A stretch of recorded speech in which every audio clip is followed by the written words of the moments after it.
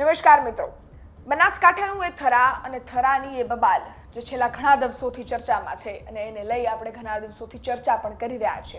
થરાની એ બબાલ જેમાં ચૌધરી સમાજના સામાજિક આગેવાન અજમલ ચૌધરી પર મારામારી થઈ, એમની ઉપર એમને માર્યા અને ત્યારબાદ આખો વિવાદ ઊભો થયો. હવે વાદ અને આ બબાલની ઊંડાઈપૂર્વક વાત કરું તો અજમલ ચૌધરીનો એ વિડીયો જેમાં એ બળદેવગીરી બાપુ છે, બળદેવનાથ બાપુ છે, એમના બારામાં બોલતા હતા, એમના માટે એક શબ્દોનો ઉપયોગ કરવામાં આવ્યો અને ત્યારબાદ આ આખો વિવાદ ઊભો થયો. એમના સમર્થકો છે એમને ના ગમ્યું અને ત્યાંથી એ લોકો છે એમને ઉઠાવી ગયા અને એમને માર્યો. એવા વિડીયોઝ પણ વાયરલ થયા, સોશિયલ મીડિયા પર પણ વાયરલ થયા. આપણે બળદેવનાથ છે જે એમના જૂના વિડીયોઝ પણ ગઈકાલે વાયરલ થયા એ જોયા. પરંતુ હવે આ જ મેટર છે એમાં રાજકીય સપોર્ટ પણ ચૌધરી સમાજ અને અજમલ ચૌધરીને મળી રહ્યો છે.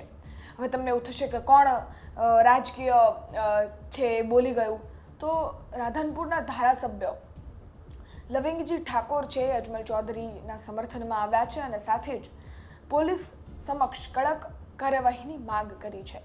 સર્વપ્રથમ તમે લવિંગજી ઠાકોરને સાંભળો, એમના દ્વારા શું કહેવામાં આવી રહ્યું છે. જે આ બનાવ બનેલો એ ખરેખર દાદર ગામના પત્ની અને પૂર્વ સરપંચ અજમલભાઈ ચૌધરી એક સજ્જન માણસ, તેમ છતાં એને એમના કોઈ કામથી ગયેલા અને તેનું અપહરણ કરીને એ જાગીર મઠનું નામ લઈને એને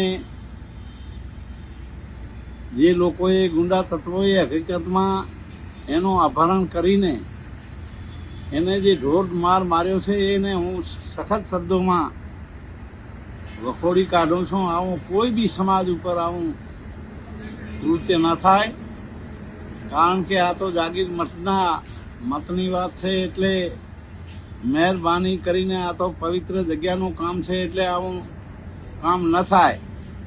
અજમલભાઈ ખરેખર હું પણ એમની એ દવાખાનામાં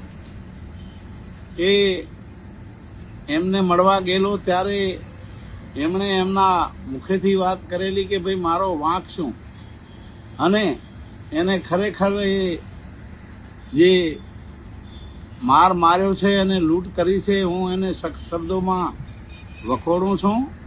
અને જે ખરેખર આ ગુનેગારો છે એ ગમે એ હોય એને છોડવા ના જોઈએ, એનામાં કડક કાર્યવાહી થાય, જેથી કરીને ભવિષ્યમાં પણ આવું કૃત્ય ન બને.